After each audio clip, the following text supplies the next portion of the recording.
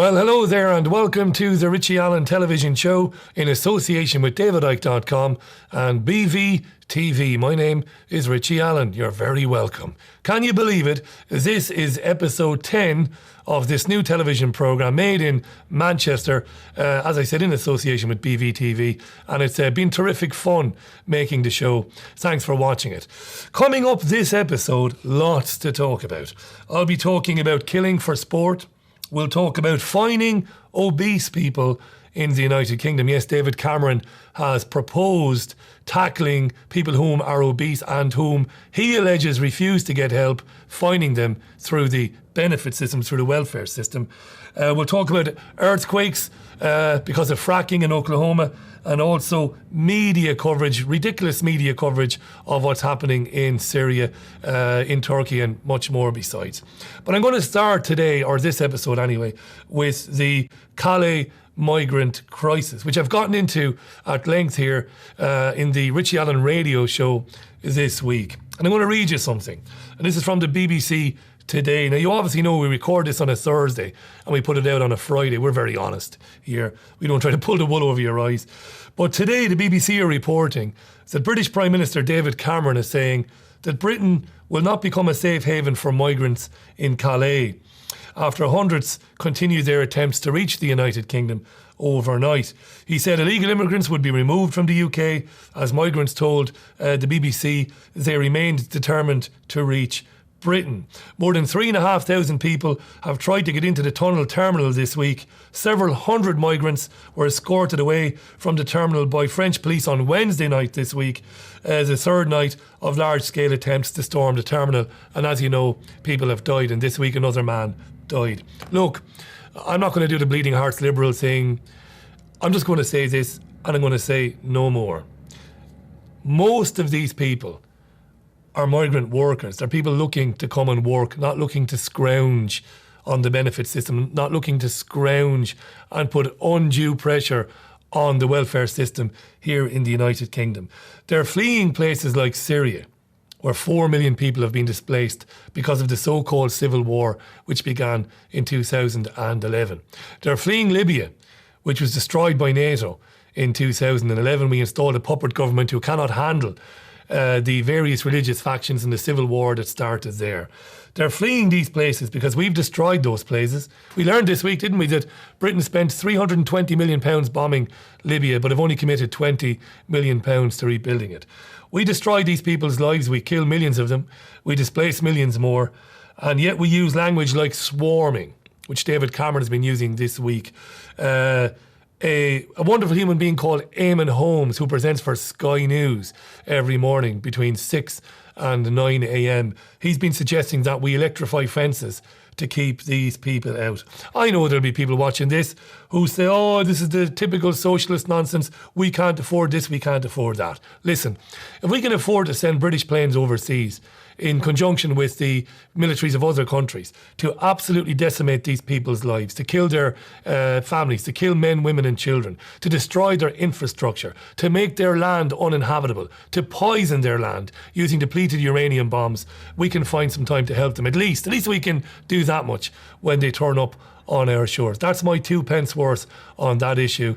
It's an ongoing story. I've got nothing else to say on it, at least today. Anyway, the world has gone a bit mad, I think, but at least the internet world and the independent media world and even the mainstream media world about the shooting dead of a lion, which happened a month ago. Cecil the lion was shot by American dentist Walter Palmer. He was said this week to be upset because of the backlash. I mean, I think they've been turning up at the doors of his surgery. It's Minnesota, Hayden, isn't it? I think it's Minnesota. It could be Minnesota, I could be wrong. I think it's Minnesota, where the guy's practice is. They've been turning up. His neighbours have been talking. Some people on social media have been suggesting that he be killed or have his teeth pulled out without anaesthetic, having him publicly shamed. Well, he has been publicly shamed. You can see the picture there. That picture is just one of several of this guy. He's a big game hunter. He's done it lots of times. I do understand as well that he's been...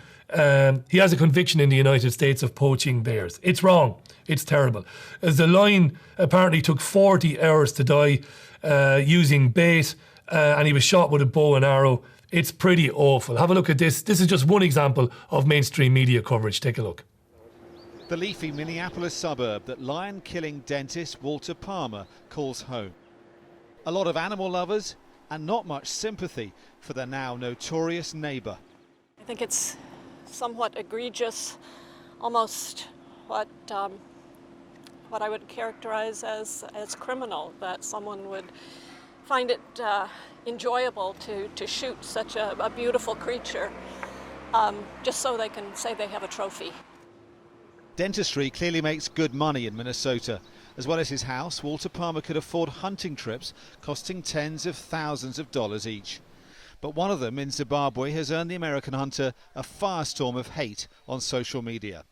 He and his hunting guides are accused of luring Cecil the lion out of a national park where he allegedly shot him with a bow and arrow. In a written statement, he's now tried to defend himself.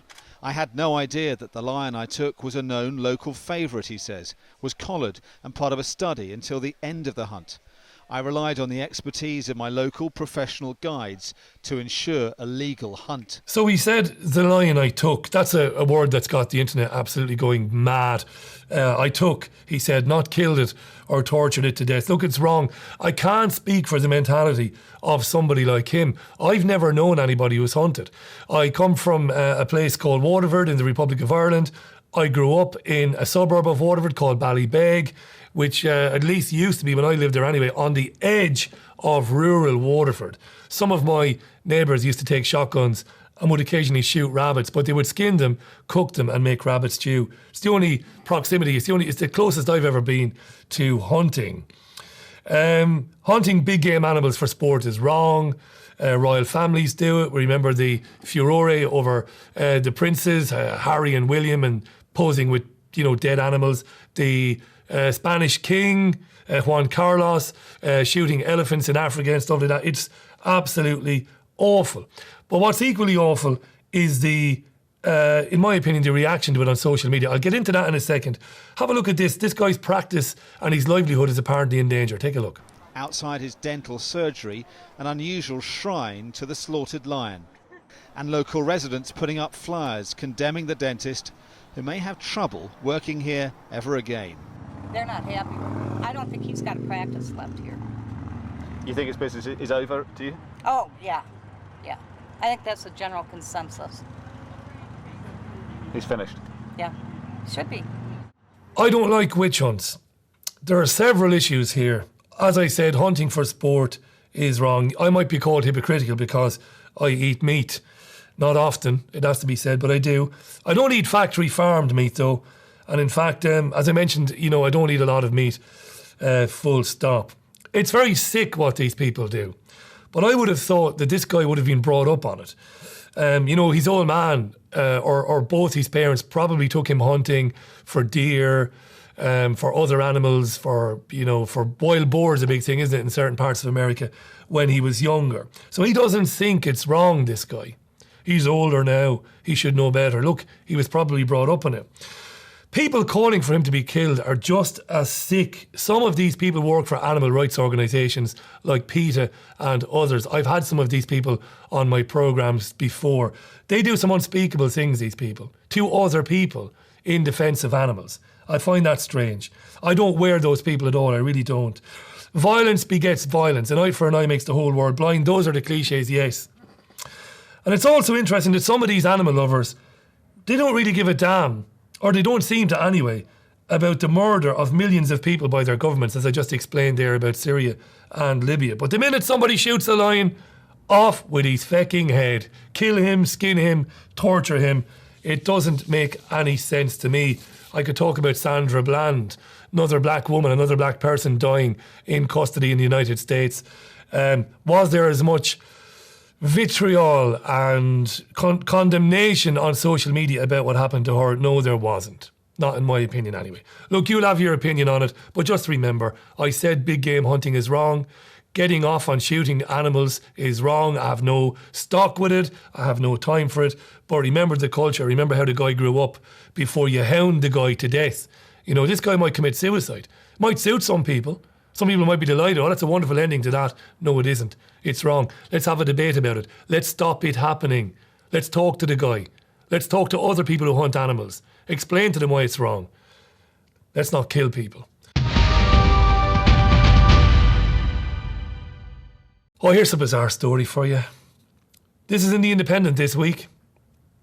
Overweight people who refuse to lose weight could see their benefits worth £100 a week cut or suspended, according to British Prime Minister David Cameron. We must look at what we do when people simply say no thanks and refuse that help, but expect taxpayers to carry on funding their benefits, he said in Singapore. Got a nice life, doesn't he? The aim of the policy would be to make sure more people seek treatment, said Cameron. He was described by one newspaper as looking kind of portly himself when he was pictured topless on a beach in Cornwall 2 years ago. On a beach in Cornwall, yeah. He has said over the next 5 years, I want to see many more people coming off sick benefit and into work. This is all about the attack on his so-called attack on what he thinks of as the welfare state. It's about destroying the NHS. It's about destroying people's lives. That's what it's really about. They say, Dale Cameron and others, the cost of obesity to the NHS is about £5 billion a year and about £27 billion to the wider economy. That comes directly from the Department of Health. Maybe before talking about finding people, finding their benefits or taking their benefits away who are obese and who don't want to help themselves, maybe he needs to look a bit closer to home, maybe. Right, that's a bit cheap, right? That's Eric Pickles. He's had a number of jobs in cabinet, out of cabinet. He's not currently a member of David Cameron's cabinet. It might look like a cheap shot, that, but it's a fair point, right? Okay? We could have put up any number of pictures there of overweight, portly or obese politicians, but we didn't. We said we'd stop with Pickles. But let's be honest about it. People are not overweight because they are lazy and greedy. They're not. They're not. Yes, we can all get on the bike a bit more. I've lost about 1.5 stone. What's 1.5 stone in pounds, Hayden? It's about 21 pounds. It's about, I don't know, 8 or 9 kilos, something like that. 1.5 stone? About 1.5 stone, yeah. It is 21 pounds there. It's about 21 pounds. Yeah. I did that by getting out in the morning, walking the dog, 2 or 3 miles, running sometimes, and cutting sugar out of my diet. I wasn't overweight because I was lazy or because I was greedy. Obesity levels are rising not only here, but in the United States and everywhere else because of the food we eat. Now, I'm going to recommend a book strongly too. We don't do endorsements really here on the programme, but Jim Marrs, great friend of mine and a regular contributor to the Richie Allen radio show, Jim's got a book out called Population Control. It's just been released. It's fantastic. It's also very reasonably priced. You can get it on any good online bookstore, I should say. But there's a lot in this book about the food we eat. We are stressed to be Jesus.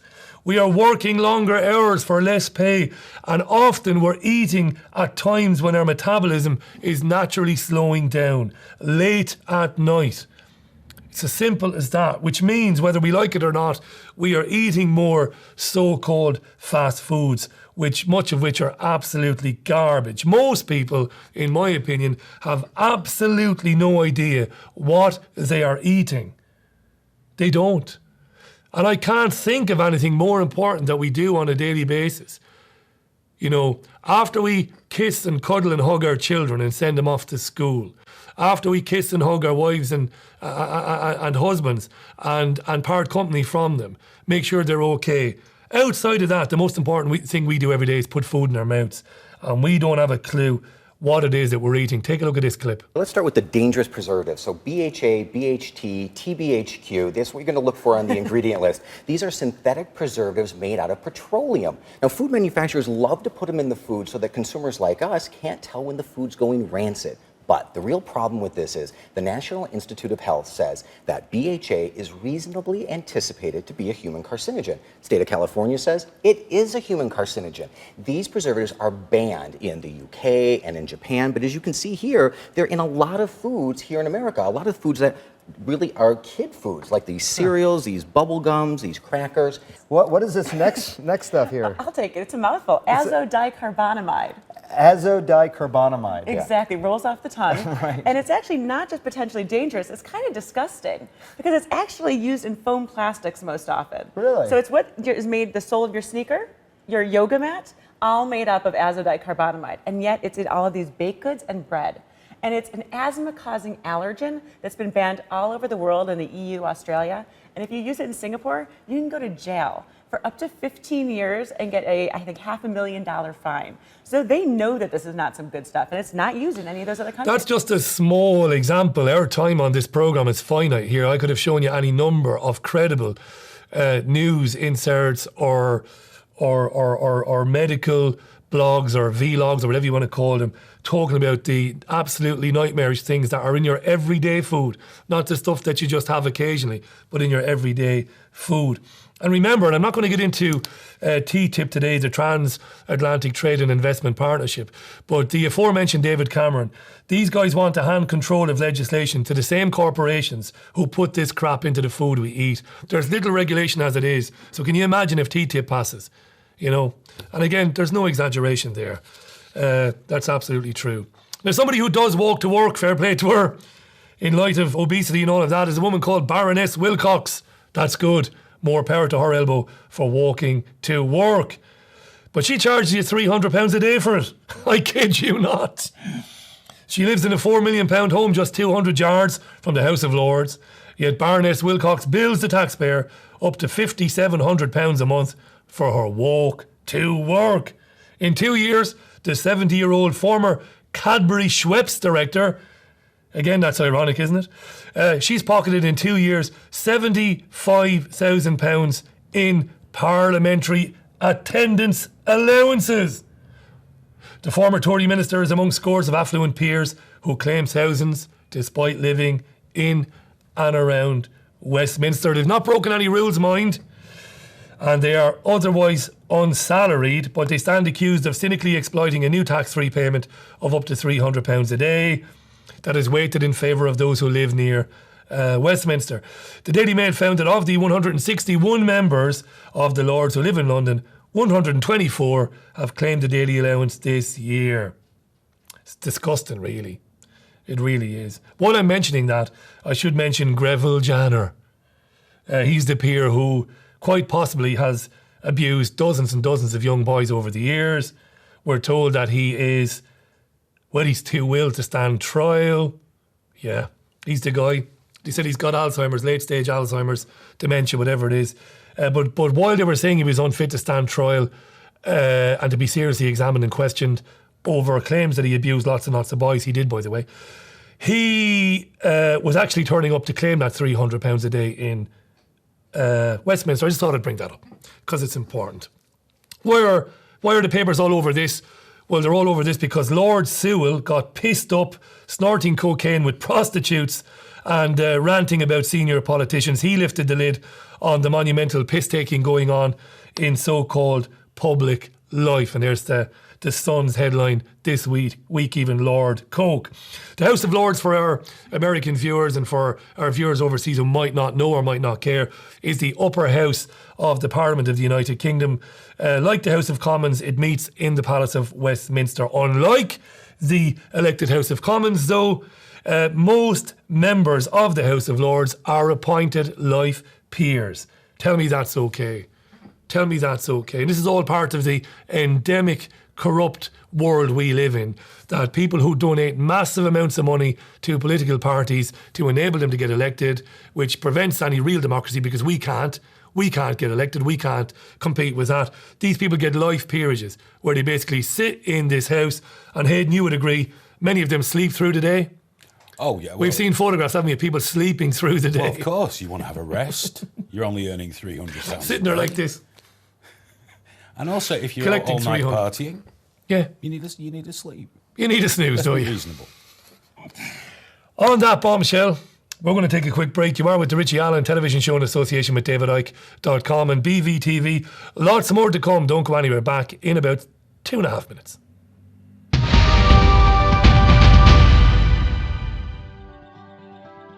Marketing. To a small business owner, that can sound like a very expensive word. It's easier to neglect marketing than it is to tackle it. Sadly, this can lead to your business failing, struggling, or simply not living up to its full potential. Supporters of the Campaign for Better Business are offering heavily subsidized marketing facilities as well as low-cost and sometimes no-cost business and marketing plans. Why not take advantage of a free marketing appraisal for your business and see what marketing could do for you? All we need is 10 minutes of your time to see how we could help you improve your profitability and sales.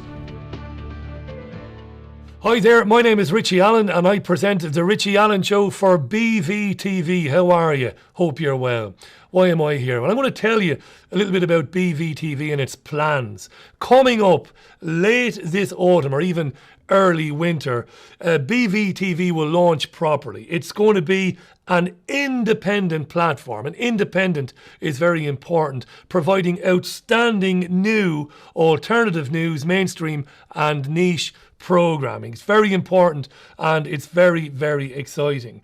It'll be a platform that fully supports talent, new talent, latent talent, undiscovered talent, whatever way you want to put it. But tellingly and importantly as well, it's very, very important. BVTV will be very important for small businesses because the advertising and retail features provided by BVTV are going to be incredibly exciting and provide amazing opportunities for small businesses. Why don't you pop on over to www.beyondvision.tv to see more, number one, but number two, while there, sign up for the free newsletter. This is really exciting and these are very, very exciting times to be involved with new and exciting and wonderful and creative independent media. So check out BVTV at beyondvision.tv.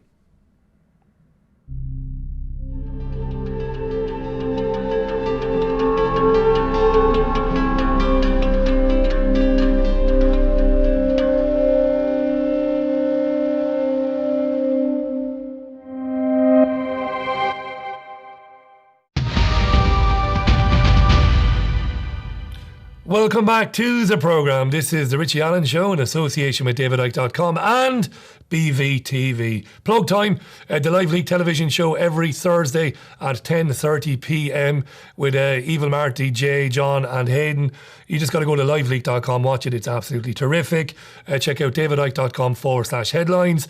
And my radio show airs Monday to Thursday on richieallenshow.com, but it goes out a lot of other places as well. But check out richieallenshow.com for all the details. Before I move on, in other news this week, I've been speaking a lot on the radio show this week about the horrors of privatisation, of what it does to a country, strip mining the real assets of a country and giving them to sometimes multinational companies, many of them based overseas. But I'm not going to get into that now. I'm not going to bore you about it because I have done before. But as I talk to you today on this Thursday of this week, you'll be watching it on Friday, of course. Got to say that again. It's been announced that British Gas is going to cut 6,000 jobs. Now, it's owned by Centrica. Okay, it's not owned by the British people anymore. It used to be. It's owned by Centrica. They're going to cut 6,000 jobs despite doubling profits at its British Gas businesses in the first 6 months of this year. 6,000 people on the breadline. Where are they going to go, those people? What jobs are they going to get? Do you know where they're going to end up? They're going to end up at food bins. So here we have a company whose shareholders are making monumental profits, unbelievable amounts of money, double the profits in the first half, 2015. You know what we got to do? Got to get rid of about 6,000 people. Fantastic. Don't talk to me about privatisation. I'm going to leave that there because I'd get upset. And this week we're not swearing on the Richie Allen television show. Fracking is madness. I believe, it's my opinion. It's my opinion only, I speak for nobody else. It's utter madness. This week we learned that 5 more earthquakes were recorded near Crescent, Oklahoma, some of which were felt in Kansas, Texas, Missouri and Arkansas. 3 of those quakes measured above 4 on the Richter scale. The biggest of those was 4.5. the strongest earthquake in the region since a 4.9 occurred in Kansas back on November the 12th last year. The strongest one on record, by the way, was 5.6. That was in 2011, and that occurred near Conway Springs in Kansas as well. Fair play to the MSM. We bitch about them a lot. We say a lot of nasty things about them, but they have been covering these earthquakes and fracking. Have a look.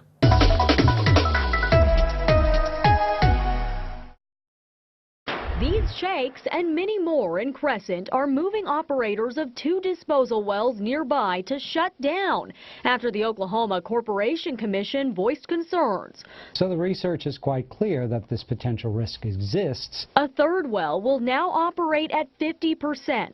No one is saying they caused a quake. We don't. That's for geophysicists and seismologists and researchers to determine. Our issue is, what do we do in terms of what's prudent? While research continues, residents who felt the earth rumble say they've made up their own minds and worry about how the shutdowns will affect the local economy. I don't think that has no effect on what's causing the earthquake themselves. I figured they would have shut it down a while back when everything first started. But of course, you know, the oil fields, I mean, they bring in a lot of business for us as well. No word yet on when or if the wells will reopen. In Crescent, Ariana Garza, KOCO 5 News. Now, those of you who are regular visitors to davidicke.com and who subscribe to David's weekly video blog, which you can do on davidicke.com, and those who listen to the program, the radio program, you'll know that I believe that fracking is deliberately poisoning the land to make it uninhabitable. You know I believe that because I'm a crazy tinfoil hat wearing conspiracy theorist. It's not that, it's because I believe there's an abundance of evidence to support that. We're making the land uninhabitable. That's what it's about, in my opinion. It's madness. In California, as we've spoken about on the Richie Allen television show in recent weeks, where they have the worst drought in over 100 years, I think, or about 100 years anyway, while at the same time Nestle and others buy hundreds of gallons of water for pennies on the dollar for a pittance, fracking continues there. It's utter madness. These Californians are not happy with the billions of gallons of water to frack while the state is running out. Polluting our drinking water during the worst drought in 1,200 years? Some would call that insane. Stupid. That's crazy. In California, we call it fracking. Hey, Jerry Brown, you don't where you eat. And you don't frack where you drink. Ban fracking in California. Ban fracking in California. Ban fracking in California.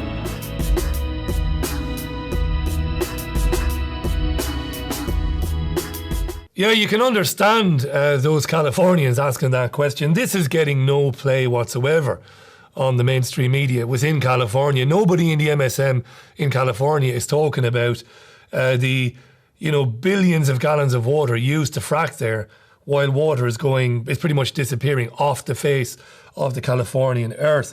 Here's an interesting clip though. You do get pockets of resistance in the MSM. There are decent producers still trying to get stuff out there.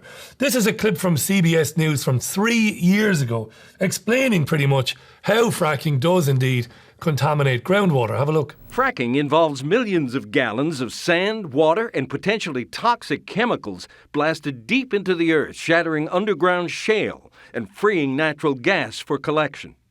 It's at the surface where spills and blowouts cause chemically infused water to seep into the water table.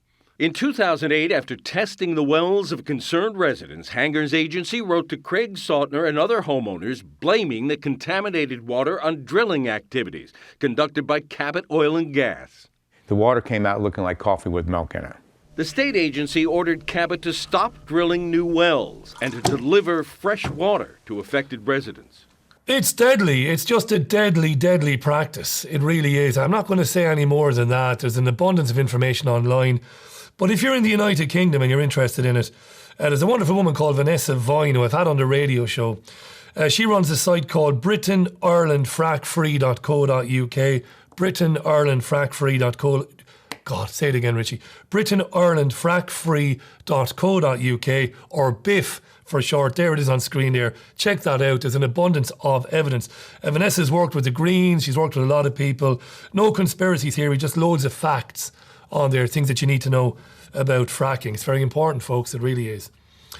I can be a bit of a drama queen at times. We all can, I suppose. You know, I often say we're living in a mad, mad world, and maybe I say it too often. Comes across maybe a bit too theatrical at times. I talk about the madness that we tolerate and how it's normalised by the mainstream media. I suppose we can all be a bit over the top at times. But even I couldn't believe my eyes when I saw this report on the BBC this week talking about how Turkey was joining in the carnage in Syria and Iraq.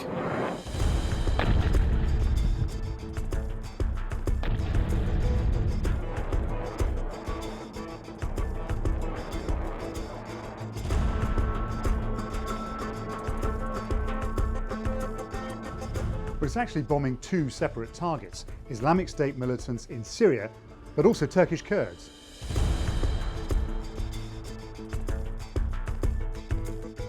Well, yes, they are. They're really good at it, and they've even pushed Islamic State back in certain places, but that doesn't make them Turkey's friends. Do you hear the language being used by that guy on the BBC there to dumb down the public and to trivialise mass murder? It's all a big gag, you know. Doesn't mean the Kurds are Turkey's friends and, you know, they're not talking to one another today.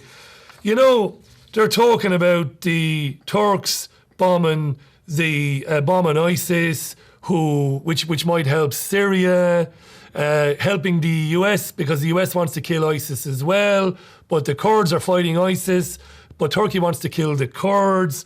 That might annoy the United States. It's just a joke. It's not a joke because people are dying, but it's a joke the way it's being reported. It made me think they're describing a Reservoir Dogs type standoff there. US bombing the Turkish planes, bombing the Kurds because the Kurds are fighting ISIS, which is created by Western intelligence agencies. Syria wants to get rid of ISIS as well, but we don't like Bashar al-Assad. It's mental. And it goes on. Have a look at more of this clip from the BBC this week.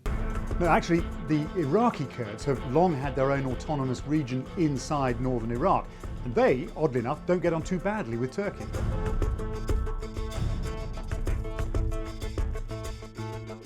No, just to make things even more complicated, the Syrian Kurds, who are closely allied with the Kurds in Turkey, say they've also been hit. Now, Turkey says that's not the case, but the thing to remember is that even if Turkey is now willing to fight against Islamic State, that doesn't mean they're on the same side as the Kurds. Turkey fought a long civil war against its own Kurdish population. Can somebody stop that? I haven't a clue what he's talking about. Well, I do have a clue, but most people don't have a clue. Does anybody? What he's described there, or describing, or has described, is like playing paintball with your mates, and after 5 minutes of organised teams, you just start shooting everybody. You know, it's all part of the death cult in the region. They're drawing more and more countries into it. They want Assad out of Syria so chaos can reign there. That's what they want. Look at the state of Iraq and Libya. Go back to the beginning of this programme. Calais migrants. It's all connected. Creating endless civil wars in these countries that go on forever. Nobody's in charge ultimately. The puppet governments we install, they can't keep control. They're not supposed to. It scares the hell out of people in the West, which is what it's supposed to do. People watching these programmes terrified. How long will it be, if they haven't done it already, that they start talking about how some of these Calais migrants, how ISIS have got people slipped into those migrants and they're going to come here and form sleeper cells. It's madness. And of course, civil liberties will be eroded here as they are being, you know, as is going on at the moment at the same time. I say being eroded, that implies it's a slow process. It isn't. It's going on at a rate of knots. You know, and we learned this week as well, again, all related, all part of the dot connecting process, that some Muslim children are being fostered, taking away from their families through the secretive family courts because they might be in danger of being radicalised, as you can see on screen there, reported by Russia Today and by the Times of London this week. We're showing you Russia Today because you've got to subscribe to the Times, but not to Russia Today. People are terrified. They believe the Middle East is out of control. Nobody's in charge. It's getting closer and closer. This was planned from the beginning. And guess who predicted all of this back in the 1990s? You thought I was going to say David Icke, didn't you? But no, I'm not going to say David Icke, even though he did predict it all back in the 90s. But so did Dick Cheney. Supposedly one of the world's most evil men. Is one of the world's most evil men, I would say. But back in 1994, he was talking extensively to anybody who would listen in the mainstream media in America as to why he felt the United States were right not to go into Baghdad and overthrow Saddam Hussein after Gulf War I. Have a look at Cheney. Do you think that the U.S. or UN forces should have moved into Baghdad? No. Why not? Because if we'd gone to Baghdad, we would have been all alone. There wouldn't have been anybody else with us. It would have been a U.S. occupation of Iraq. None of the Arab forces that were willing to fight with us in Kuwait were willing to invade Iraq. Once you got to Iraq and took it over and took down Saddam Hussein's government, then what are you going to put in its place? That's a very volatile part of the world, and if you take down the central government in Iraq, you can easily end up seeing pieces of Iraq fly off. Part of it the Syrians would like to have to the west. Part of eastern Iraq, the Iranians would like to claim, fought over for 8 years. In the north, you've got the Kurds, and if the Kurds spin loose and join with the Kurds in Turkey, then you threaten the territorial integrity of Turkey. It's a quagmire if you go that far and try to take over Iraq. So removing autocrats, leaving power vacuums, countries becoming fragmented, Cheney said it all back in 1994, which proves beyond any doubt that this is a deliberate policy. It isn't incompetence. All right? It isn't. So we go back again to what we're saying week in, week out on this programme. This is deliberate destabilisation, deliberate chaos. Like I say always, look up Agenda 21. Listen to David Icke, to Jim Marrs, to Mike Rivero and everybody else talking about Agenda 21 and what it is, because this is all part of it. Now, last week's programme, of course, went out as it always does, as each programme goes out on Friday. So on the day it went out, a group of protesters went to Tom Crawford's home in Nottingham to protest what's happened to him. Tom was the man who lost his home. He had a mortgage with Bradford and Bingley. So they changed the terms of the mortgage, even though he'd paid them 2-3 times the value of the house over the period of the mortgage. He lost it in court. It was a terrible story. Gripped a lot of people, I think, not just in the United Kingdom, but overseas as well. You can see on the screen there behind me that protesters climbed on the roof. They were making their, they're making their case that, we are Tom Crawford, we stand with him, we stand against the banks doing what Bradford and Bingley did, and all of that. And I applaud that, and I still applaud it. Just to let you know that 6 people appeared in court, subsequently appeared in court following that protest at Tom's home. 5 men and 1 woman pleaded not guilty this week to a fray at Nottingham Magistrates Court. There were a number of campaigners and well-wishers in court to back them up, to support them. Tragically, and rather worryingly, one of them has been remanded in custody. James Bradley is one of them. He's been remanded in custody. He's one of the protesters. The other 5 defendants were granted bail, as I said, but they were told they must not contact one another or visit the area surrounding Tom's home. And they were given a curfew in the meantime, 7 p.m. to 7 a.m. curfew at their home addresses. They will be bailed, or they have been bailed to appear, as I said, on Monday the 10th of August at a court in Nottingham, at Nottingham Crown Court. I just want to say well done to them for doing that. I talk a lot about civil disobedience on the Richie Allen radio show. It's very important. And this is the way we're going to beat these people. My heart goes out to James Bradley, who's been remanded in custody until August the 10th. That's inexcusable. I have no idea why. He's not violent. He's never been violent before. Only the magistrate who refused to grant James Bradley bail could probably explain that. But it's terribly, terribly wrong. We'll follow that one closely, not only on the TV show, but on the radio show. Like I said, well done all. That's almost all we have time for on this week's Richie Allen television show. But before we go, though, just a little bit of madness around the Iran nuclear talks. This week, Fox News, they've got a guy called Alan Combs. He's supposed to be Fox's liberal presenter, if there is such a thing. He was speaking to neocon madman John Bolton, whom you might remember was at one time US ambassador to the United Nations, a complete and utter lunatic. We talk about the madness of the mainstream media. We just saw that BBC clip.